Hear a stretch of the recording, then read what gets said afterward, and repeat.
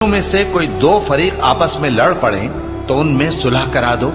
फिर अगर एक फरीक दूसरे पर ज्यादती करे तो ज्यादती करने वाले से लड़ो, यहां तक कि वो अल्लाह के हुक्म की तरफ रुजू लाए। बस जब वो रुजू लाए तो दोनों फरीक में अदल के साथ सुलह करा दो और इंसाफ से काम लो कि अल्लाह इंसाफ करने वालों को पसंद फरमाता है।